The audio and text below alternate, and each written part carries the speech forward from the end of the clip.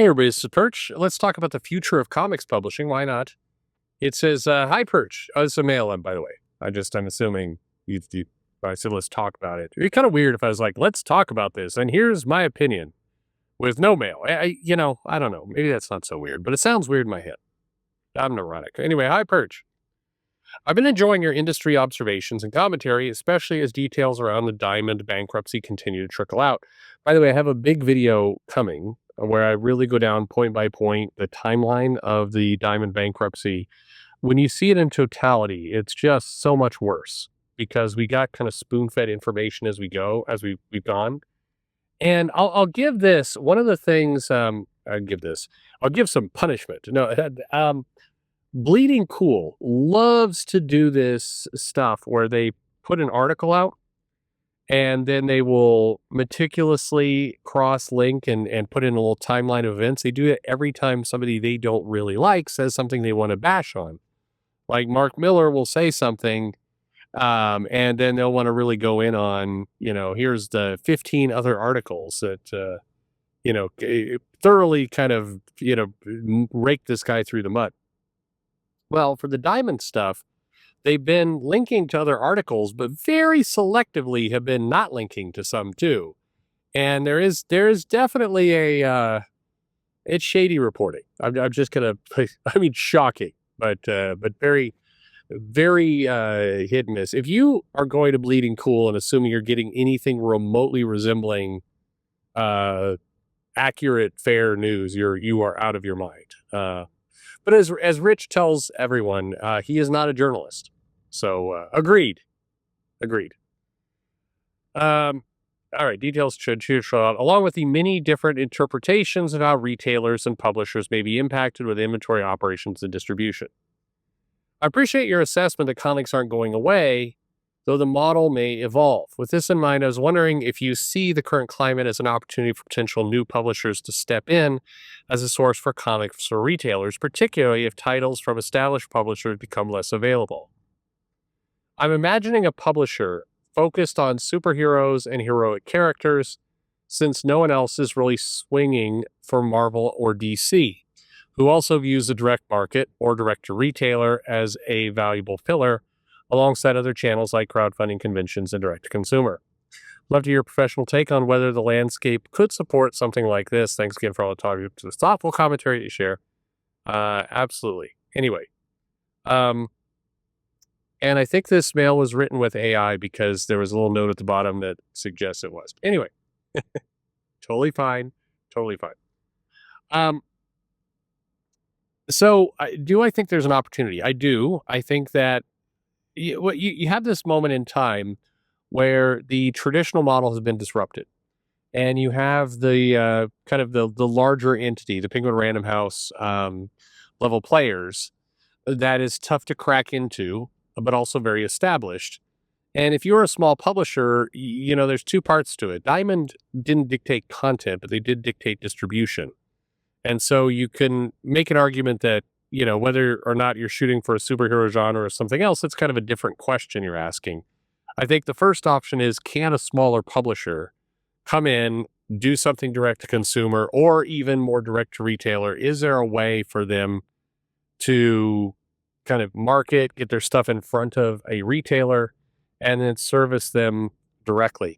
If a bunch of small publishers got together and licensed/harnessed one of the more traditional dropship distributors outside of comics, you'd have to get the content to them and there would be time delays. But when you're an independent company, there's no expectation of timing in the first place, meaning you haven't set a schedule yet.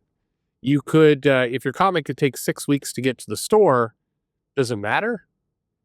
I mean, in long term, it will matter. But if you plan now, starting from scratch, you can actually make it in such a way that the end consumer, the fan coming into the comic shop, they don't know how long it took to get to the store. You can manage that. And so maybe there's an option. Now, if it's too variable, then you get problems when you get, a couple months in and the comics are coming out any random time. That won't work. But at the beginning, I think you have the opportunity to start the clock the way you want.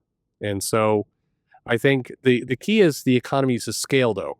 A lot of small independent publishers are not producing enough comics to really get the efficiencies of scale where it works out. But if several of them banded together, they could. The second problem, or the problem in this whole mix, once you get past the scale issue, is that you've got to get a trust issue. You got a trust issue. So who's going to actually be a stable distributor of comics that everybody can trust, and likewise can trust the publisher supplying them content? I don't know. Other than, yeah, that's not going to be simple. So, anyways, that's problem number two. To the other part of your question is it a good time for a smaller publisher to take a run at the superhero genre? I would say yes. I do think it's a good time to do that. I think, you've got to land it. One of the things that a lot of the independent publishers have done is they really, I mean, there's a few exceptions, of course. You have the Radiant Black kind of universe, other things like that. But by and large, um, the smaller companies have gone for more adult themed books. And that's, I think, a holdover from how indie comics operated in the 80s and the 90s. The big two dealt with the mass market, and the indie companies tended to skew older. They were, dealing with an older audience. And I think there's a perception that older audiences do not like superhero books. So therefore, the indie lines tend to skew more horror. They look at success of things like The Walking Dead as an example of something to emulate. They do more kind of thoughtful, literary type stories. I don't know if that's best description, but that's what they do.